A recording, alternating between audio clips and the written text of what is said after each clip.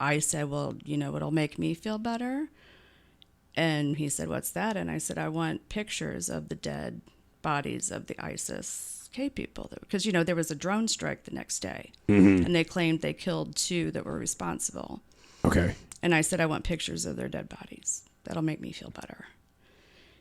And he kind of laughed. And I said, no, I'm serious.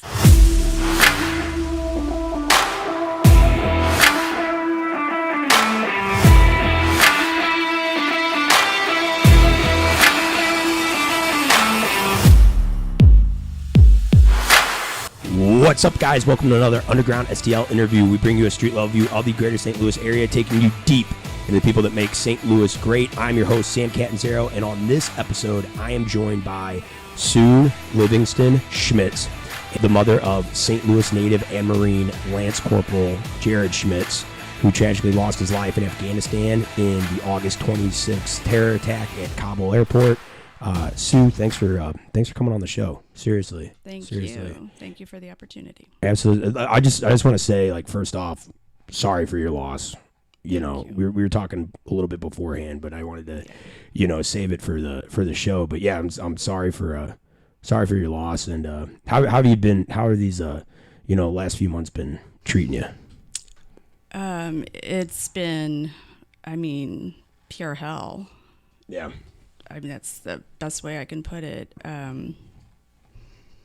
It's the worst thing that could ever happen to anyone. To lose a child is just, it has to be the worst thing. I can't even imagine. Like, I tried putting myself, like, in a similar situation, like if I would go and like what my mother would feel, because I'm very close with my mother, and you just can't even imagine it. You can't imagine it, but you would never know what it's like until I guess it actually happens. Yeah, for sure. And it's whatever you could possibly imagine. It's that and worse than that.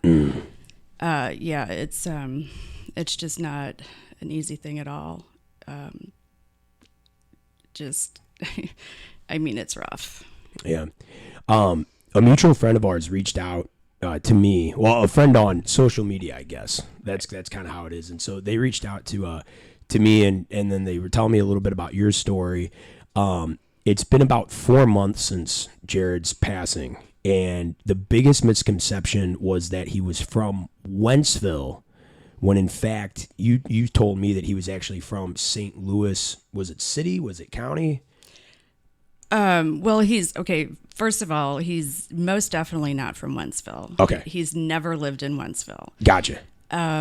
When I was married to his dad, we lived in St. Charles at that time, but we separated when Jared was 18 months old. So, and I'm from St. Louis, so I ended up moving back to St. Louis. And for the first, I think until he was 6 years old, his time was, 50-50 between Mark and I. And then when he was in first grade, Mark had some financial problems, got evicted from his apartment, and then I took him full time. So from the second half of first grade through until he graduated from junior high, he lived with me full time. Oh, wow. And that's in Tower Grove South. And that was in Tower Grove South. Yeah. And then where did he ever live in St. Charles County? Only for the first 18 months of his life. Only for the first 18 months of his life. Well, and then when Mark and I split up, like I said, I went back to St. Louis. He stayed in St. Charles County. So half the time he was there, half the time he was with me, but the bulk of his life was spent in St. Louis City. Gotcha. Where did he go to high school? Well, for high school, he decided to move in with his dad and go to Fort Zumwalt. Okay. And where is Fort Zumwalt exactly? Is that technically St. Charles? It's in St. Charles County. Okay. Yeah. But he's never been from Wentzville. No. Never. No, never. Why were they saying? Because every single article almost that I read on him or hearing on the news or something like that, or somebody paying tribute to him, it was all around Wentzville. And that just, and then you said, no, he was from, he grew up most of his life in St. Louis City, right, in Tower Grove South. And I was like, wow, how did they get that so wrong? Well, I can guess, I mean, I don't know for sure, but my guess would be that Mark moved to Wentzville in July of 2020. Okay. And he's actually from St. Louis. He's not even from Wentzville. Both of us are from St. Louis. He has moved since Jared's been born. Mark has moved 7 times. Oh, wow. And it's all been somewhere in St. Charles County, you know, St. Charles, St. Peters, O'Fallon. And you said he moved in June?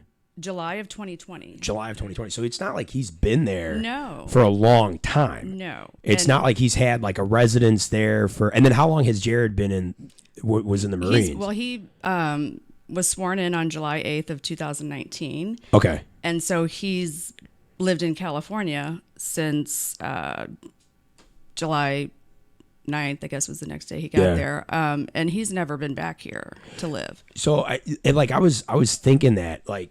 I was thinking maybe, you know, something like on his like military records or something like that listed his father down like in a Wentzville address, but Mark moved there after Jared was even in the Marines, so to Wentzville. But that's just it's weird. That's crazy. But your family, they have received support from Wentzville and St. Charles County.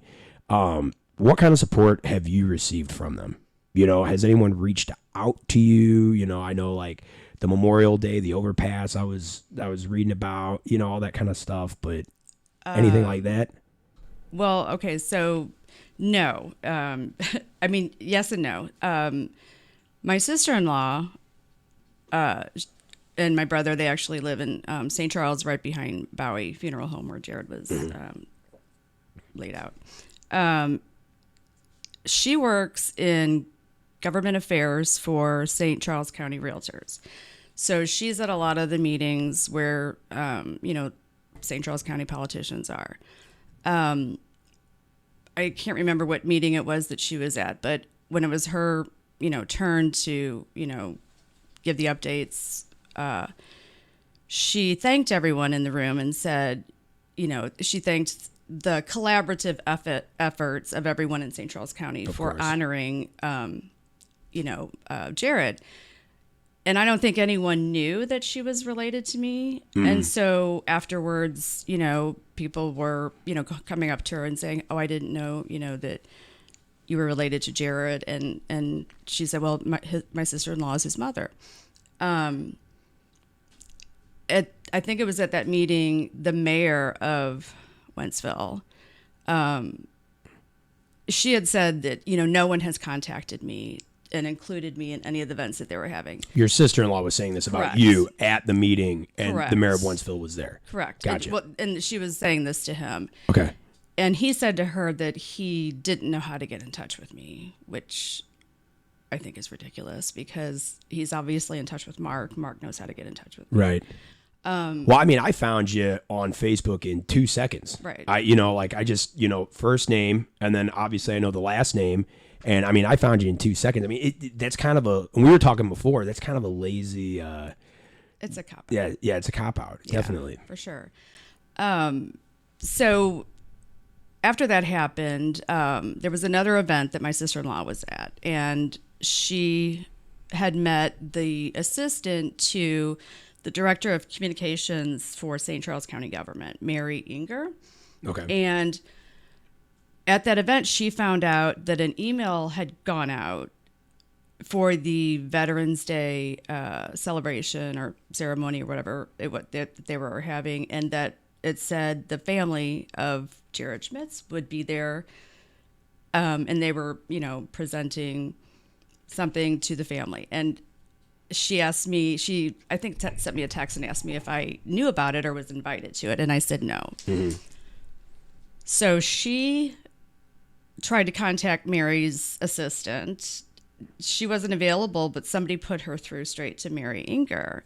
And so she asked her, why are you not, inviting the mother of Jared to this event? And her response was that she had talked to Mark and invited him to come.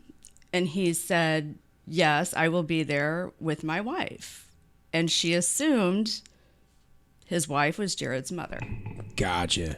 So she felt horrible, and she asked my sister-in-law to have me call her, which I did, and she apologized. She said, I didn't mean to assume anything, but he never, and I don't blame her or anyone else that doesn't know me. I place 100% of the blame on Mark. Okay. Because he is not letting people know who I am, how to contact me. He's content with just him and his wife going, representing the family of Jared. Yeah. All while, all the while you're sitting at home grieving, and I mean, it just blows my mind with the amount of media out there. They wouldn't think to look like, hey, this guy has been remarried. You know what I'm saying? This isn't Jared's real mother. And just what blows my mind is like social media. We should be able to find all this out on social media. Sure. It just seems lazy to me. It just seems like lazy journalism. And the people that are reaching out, like these representatives or the mayor, I feel like, do you feel like it's like almost to the point of like a publicity stunt? They care, but they're not personable about it. Yeah. I mean, I appreciate everything that everyone has done. I really do. I'm touched by it all. However, I question the ulterior motives behind it. It seems a little like, for lack of a better word, overkill to me. Gotcha. Because there's been a lot, and it's the only way that I know what has been happening is from people telling me about it. Because, like I said, I'm not invited to anything. Well, the biggest thing is that he wasn't from Wentzville, and Wentzville got behind, and a lot of people got behind him. And like, I get it. I know, you want to be patriotic, you want to support, the troops and all that kind of stuff. But guys, he wasn't from there. Right. His dad had moved there about a year ago. It's crazy to me. I mean, I don't know. I can just only make assumptions. I really don't know. Right. But my guess would be, Wentzville's a small town. I mean, would anyone even know? Has anyone even heard of Wentzville outside of, That's true too. So possibly they knew that this would be national media, and maybe that was their chance to like kind of latch on and, one of those ulterior motives you were talking about right there, possibly. I mean, possibly. I don't I don't know for sure. Yeah.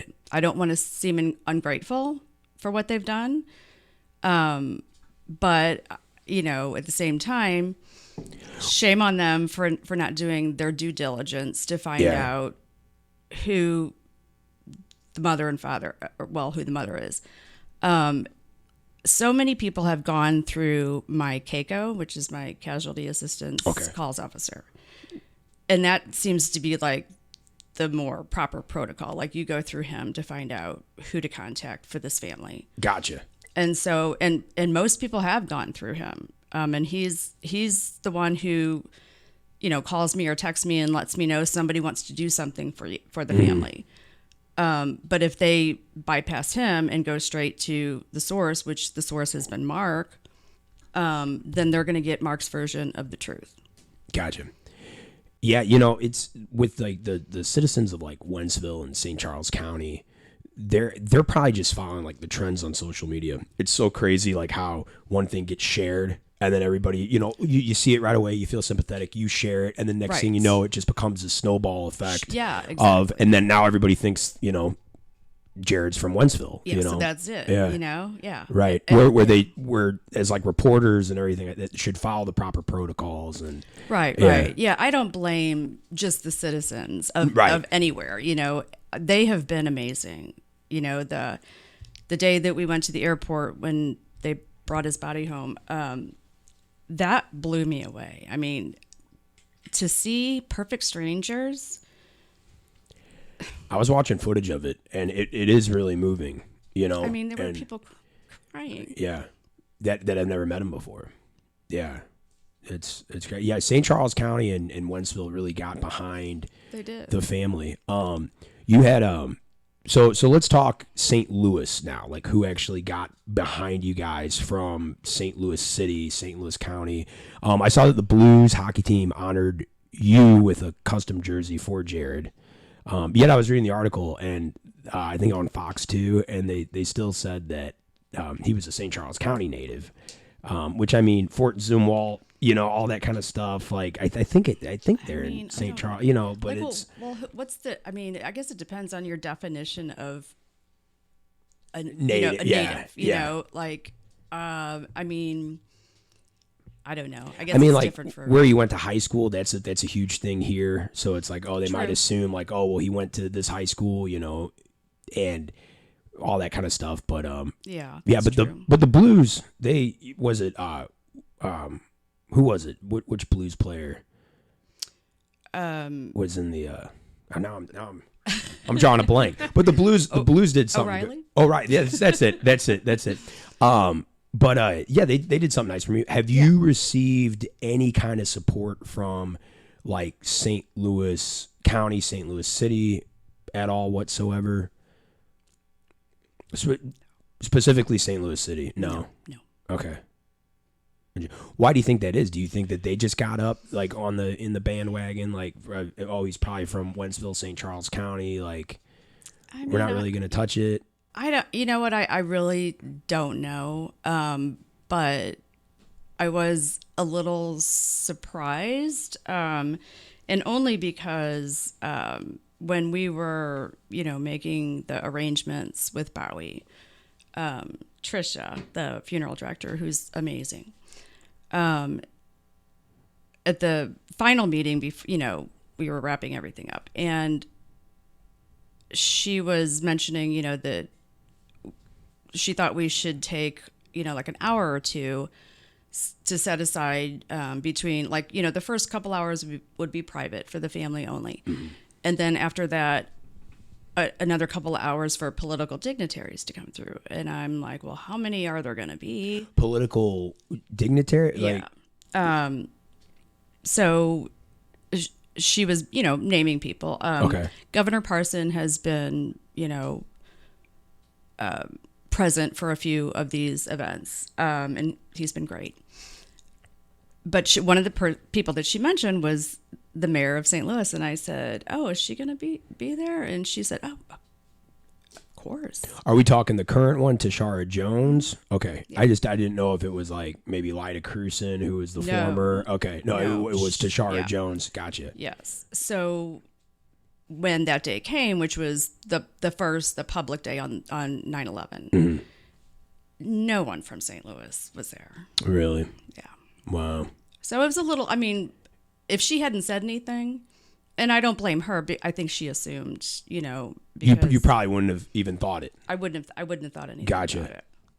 But, in hindsight, it's like, wow, okay. Well, I mean, was he when he lived in Tower Grove South with you, was he like in the public school system here in the city? Okay. Yes. So, I mean, he was a St. Louis citizen for grew up here. Yeah, from first grade through he graduated 8th grade or whatever, junior high. Yeah. Mm-hmm. There was a article. Let me see if I can find this real quick. There was a letter that was written in to STL Today. So Jared's remains were brought home September 8th, and many gathered from, like as you were saying, from the airport to the funeral home, and that was amazing. But at the same time, Tashara Jones and Police Chief John Hayden, they were doing a press conference on John Hayden announcing his retirement.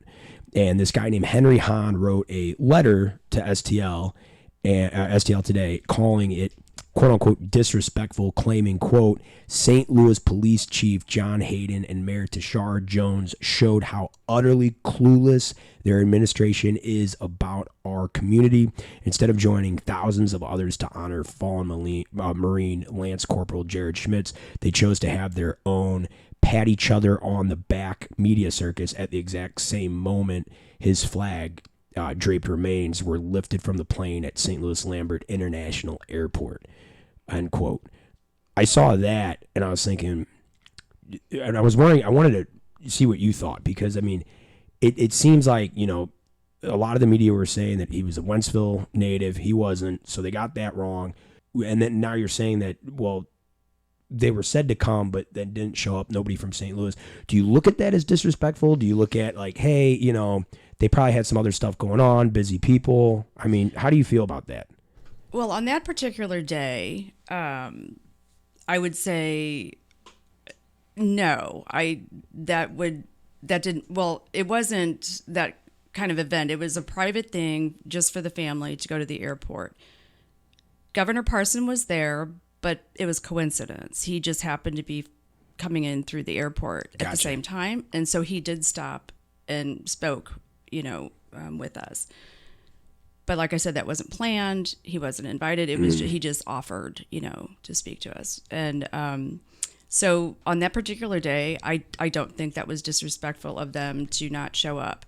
However, as I said, there was the public visitation on 9/11. Yeah. Where political dignitaries, I'm assuming, were invited or were made aware. Well, I mean, they set apart a whole block like of time for it, right? Exactly. Yeah.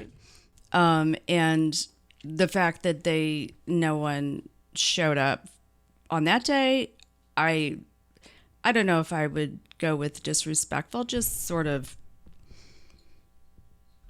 I don't know, maybe. Yeah. It hurts. It's like I've lived in the city since 2004.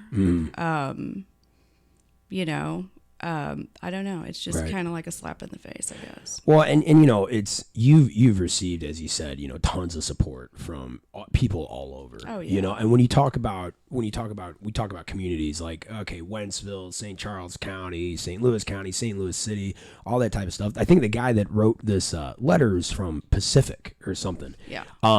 But I mean, when you talk about it, it's like define community, really. I mean, I think everybody can, understand that you're grieving right now. Like this was a horrible thing, altogether. But yeah, as far as like leaders and stuff like that, it's kind of disappointing when you're told they're going to show up, and then it's kind of, they disappoint in that, in that regard. Sure. Yeah. And as leaders,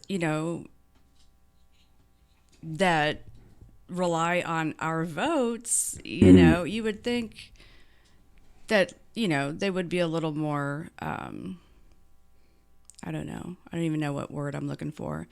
And when I say, some sentimental, something. Just kind of, do the right thing. I don't know. And I don't even know if I would have thought this way before all of this happened. Are they expected to do that?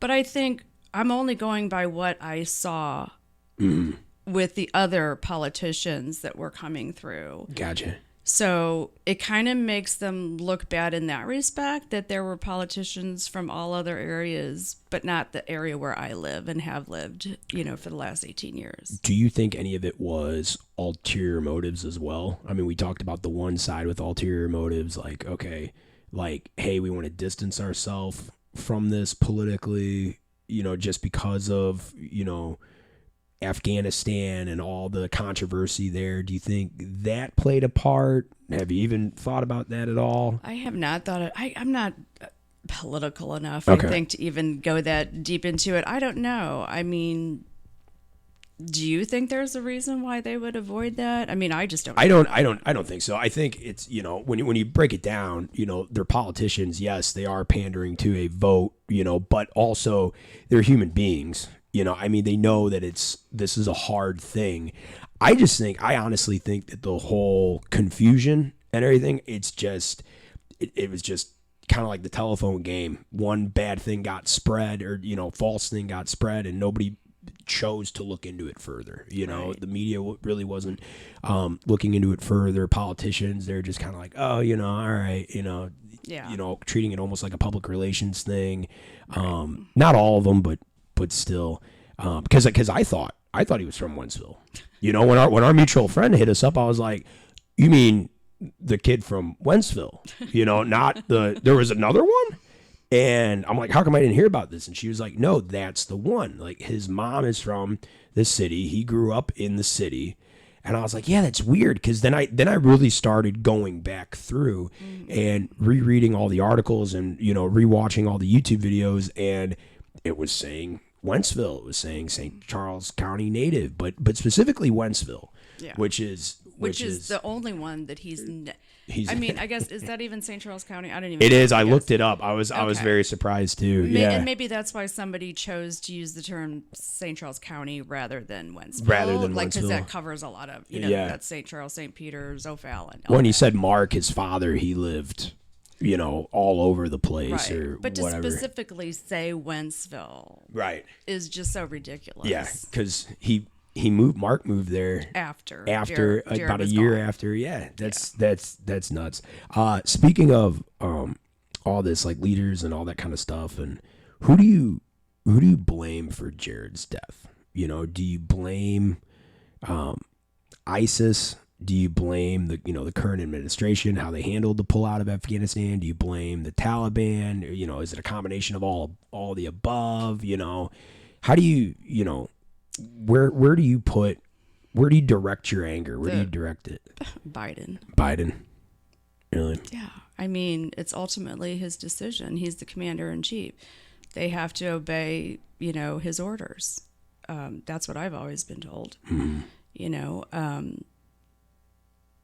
I mean, it was just an idiotic move. It was a joke. And everyone could see it was a joke, the way it was handled.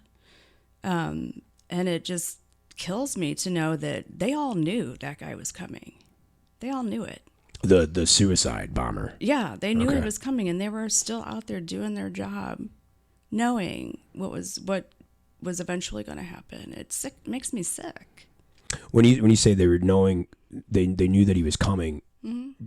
Describe that. So they actually saw him, but they were still helping people, or they knew that there was a risk going in. Yes, there was I guess intelligence or whatever. They were told. Gotcha. The guy was coming. Wow.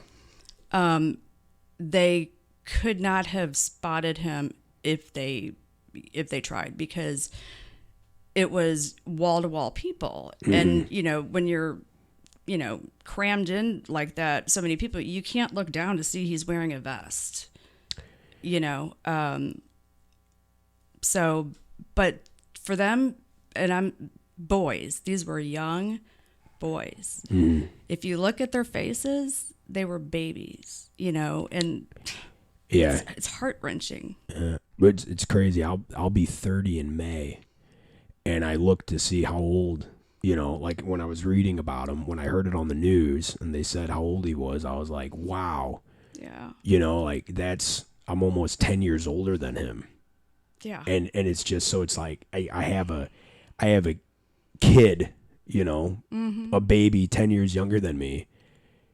And they're fighting for our freedom. It's like when I was 20, he was 10. He was, you know what I'm saying? Like it's like a little brother almost. Sure. Out there defending me, defending us. Right. And that's what's crazy about it. Yeah. Because you don't think how young. You don't. Really. Because, when you think of the military, out there fighting like that, you think. I think most people just assume these are, grown men who are, seasoned and, professionals and stuff. No, they're those were babies that were killed. It's sickening. It's tough. It is. It's really.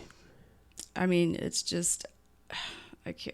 My heart just breaks. There's no words really to describe it. No. I don't think that even an award-winning author right now could put into words that. You can't. It's tough. So Jared's father, Mark, he actually met with the president, Joe Biden. Yeah, me too. So you met with him too. That's what I was going to ask, because I read an article about him meeting with him. I didn't see a mention of you meeting with him. I wanted to ask, were you there? So you actually met with him? I did. What did you say? Well, when they walked up, the first thing I did was I had a picture of Jared on my phone pulled up. And the first thing I did was, this is my son. I just wanted him to see how young he was. And he took my phone and said, "Oh, yeah, he's a good-looking kid," and hands it back to me and says, now I'm tempted to take my phone out and show you pictures of my kids. And, like, immediately it's like, oh, God, here we go. Yeah.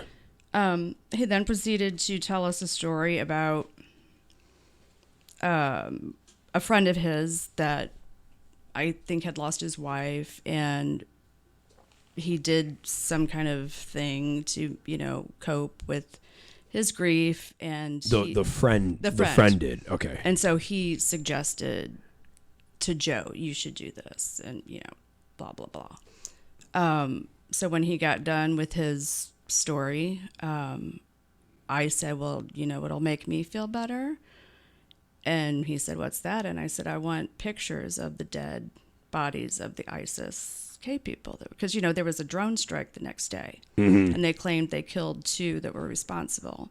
Okay. And I said, I want pictures of their dead bodies. That'll make me feel better. And he kind of laughed. And I said, no, I'm serious. I know you guys take pictures. I want proof that you got the guys that killed my son, right, that were responsible for his death. Exactly. Wow. But his response to that was, well, I don't think we can do that. They were blown to smithereens. He literally said smithereens. And I said, I don't care if they're in 1,000 pieces. I want the pictures. I never got my pictures. It's tough. I think about that. I'm like, like if I was president of the United States, I'd be like, yep, give her the pictures, but then, you think about it from like a tactical standpoint, from a, strategic standpoint, classified. Can they really, top secret, whatever. Yeah. Can they really, but then you question, okay, were they really, they could have given me a fake picture. Yeah. I mean, something to make me feel better. Wow. Yeah. I would have never thought to ask for that, I guess. Yeah. That's, I think he thought I was, he probably thought you were nuts or something. Nuts, joking or something, but no, I was serious. Did you talk to in your visit to him, meeting him and stuff like that? Did you talk to any of the other parents? We did not. Well, I shouldn't say that. There was Kareem Nakui's parents were outside of the hotel, and we did speak with them a little bit. But at the time, everything was, still so new. I didn't even know that there were 3 others from Jared's squad that were killed. Yeah. And their parents, their family, were sitting directly across from us. But we didn't know it at the time. And I found this out, in the days after we got back from Delaware. And, a squad is only 9 guys. So they lost almost half their squad. And they're very tight because, they're together all the time. Yeah. So his, best friend and, another guy that was in his squad who survived, he was able, he contacted me, just to check in and see how I was doing. But he was able to let me know that he was with Jared when he took his last breath. And that was huge to me because, I couldn't stop. Well, I imagine, it's comforting to know that when he passed, he wasn't looking at a stranger. He was looking at somebody that he knew, that he knew that he loved, that loved him, was with him. Sure. He wasn't alone. Right. That's very comforting. Yeah, because I thought, what if he was like wanting me to be there and I couldn't be there? So that was good, for him to be able to tell me that really helped. What do you have to say to everybody watching right now?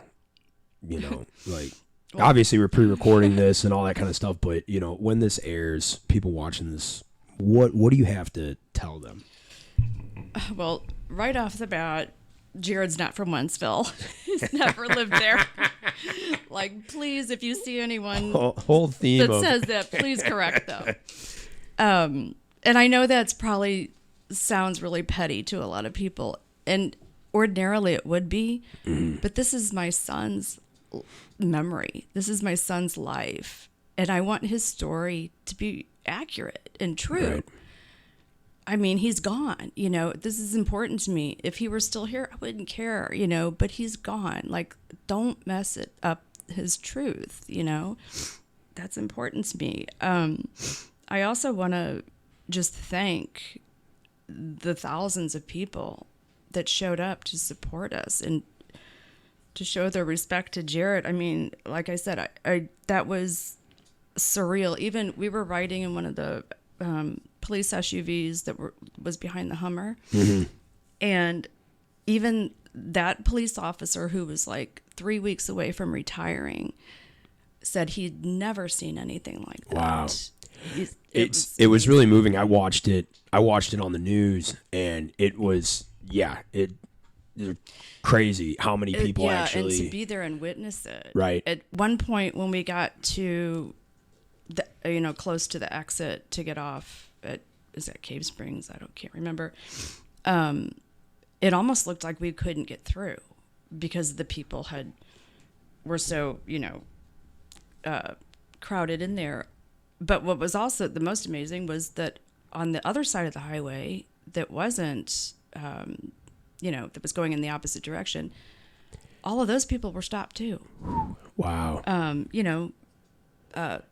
Semi-tractor trailer guys, just stopping and and getting out. And I mean, a lot of flags. Oh my gosh. It was unbelievable.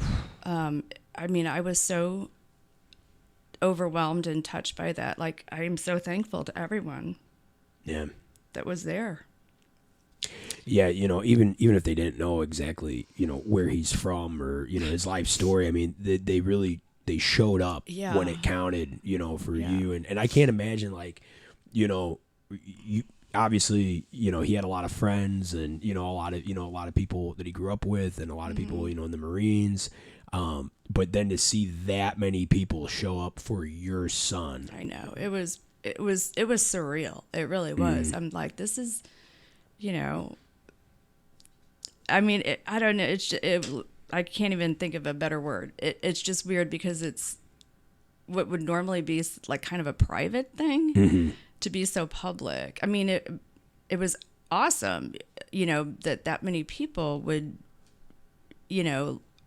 just be there to support him. And I mean, I don't even know how to explain how it made me feel. But my whole family, I mean, everyone's just blown away by what they did.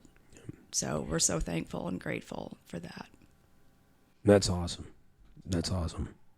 Sue, thank you for coming on the show. Thank you so much for having me. I appreciate it. And thanks to Brenda for introducing us. Yes. Our mutual friend, Brenda Brooks. I don't know. I need to find out what her Twitter handle is. We'll post it down below in the comments or something like that. But yeah, she brought us together. So yeah, I really hope you and your family, find healing and get through this and all that kind of stuff. So thank you. Everyone out there, say a prayer for Jared Schmitz, the other heroes that lost their lives on August 26th and their families. Usually I plug the show right after, but I feel like kind of, guilty plugging it right after that. But guys, make sure you follow Underground St. Louis on all social media platforms. We go live every Wednesday night at 7 Central on Facebook and YouTube. Also, you can catch us wherever you listen to podcasts. Check out our website, undergroundstl.com, for exclusive content. We will see you next time, and as always, we go deep. Thanks again, Sue. Thank you. No problem.